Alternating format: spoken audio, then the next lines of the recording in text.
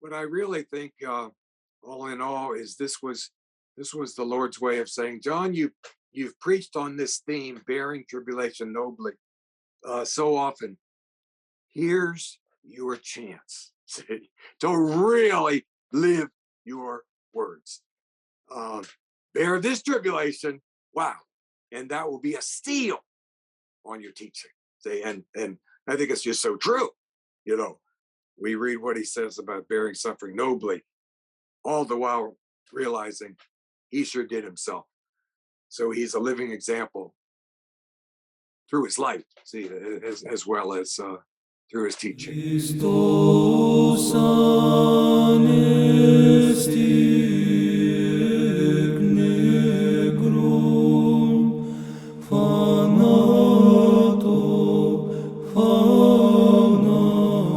Know a lot about him, so I was wondering if you could give a little bit of a biography of him to begin with, and why was he important? What are his most important works?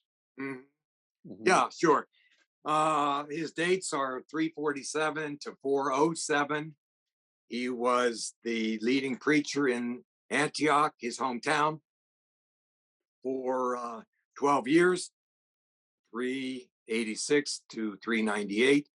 Then he became the Archbishop of Constantinople, was there 4 years, 6 years, and ended up being sent into exile.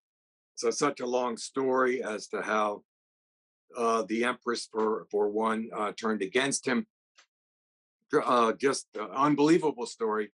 The Archbishop of Alexandria, Theophilus, turned against him very much, partly, I think, out of jealousy. He was just immensely popular.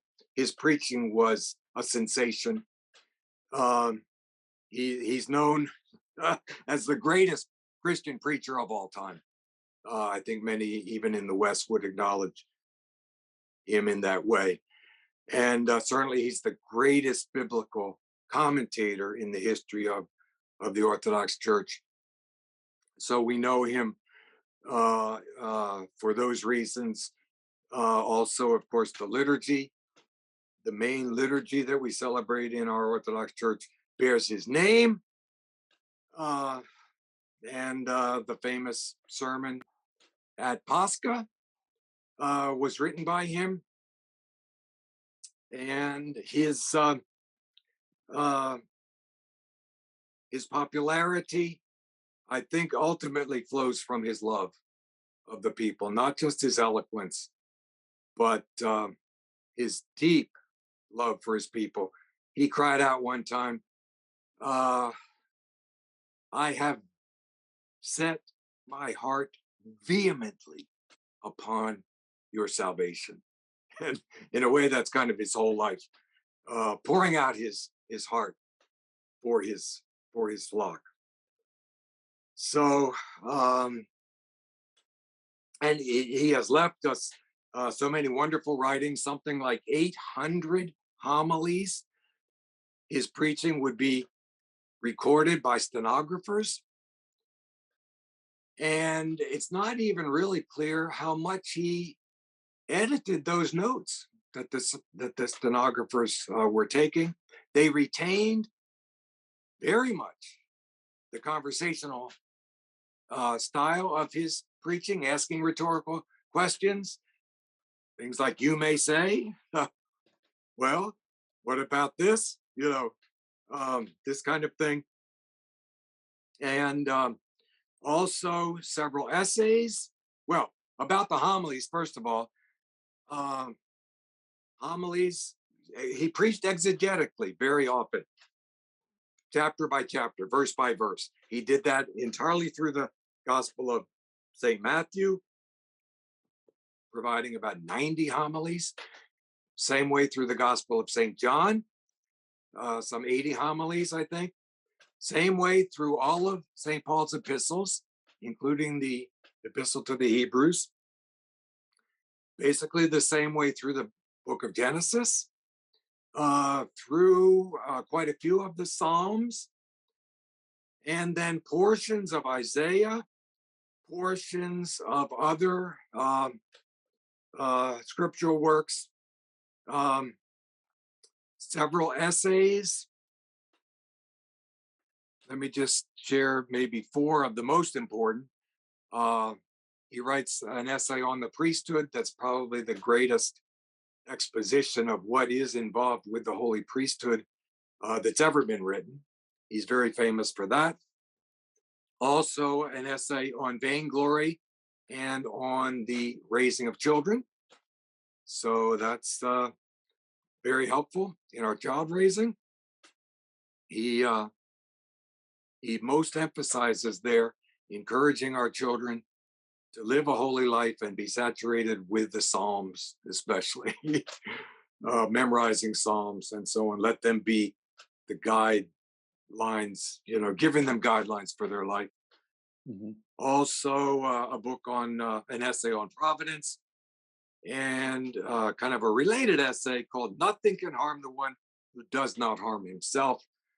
And in these essays, he really emphasizes one of his most favorite themes in all his preaching: bearing tribulation nobly, without murmuring, without complaining, thanking God in the midst of everything, no matter what happens, no matter how severe the one's tribulations may be, still rejoicing in the Lord and trusting that the Lord is still in charge, right? And that if we do keep thanking Him in the midst of whatever happens, that He will be enriching us spiritually through whatever happens, and maybe especially, through the tribulations.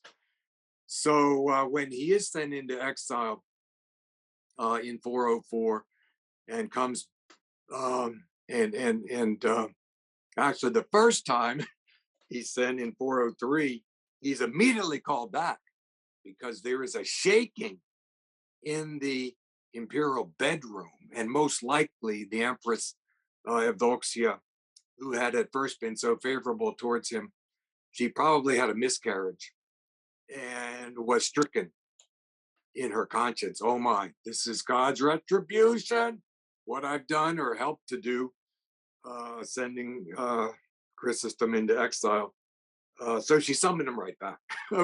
But it was within a year, he was, the forces conspiring against him had regained their, had reintroduced their opposition to him, and he is condemned again, sent away, never to come back. He dies he's sent to the town of Caucasus in way far off Eastern Asia Minor, about 400 miles overland from Constantinople. And he is able there, more or less kind of, it's a house arrest. He's able to receive visitors. Antioch isn't that far away, his hometown. So the authorities thought, well, we have to send him to a further place of exile so he won't be able to continue having influence in the empire. And it's on a forced march then towards northeastern Asia Minor that he's about to collapse. He spends the night in a martyrium dedicated to the early martyr Vasiliscus, who appeared to him that night and said, "Tomorrow, John, you will be with me in paradise." So the next morning, he is taken a little further on the forced march. He collapses. They bring him back to the martyrium, and he dies there, with his last words being, "Glory to God for all things." See, including, yeah, of course, this tremendously unjust exile and all his trials and tribulations, including his stomach ailments that, of course, were he was suffering extra affliction from those during his exile. The heat, the cold, the danger of marauders, what he went through. He describes these things so vividly in his 17 letters written back to Saint Olympia. This is one of your next questions. Yeah. Really, I think his soulmate, she was 13 years younger than he.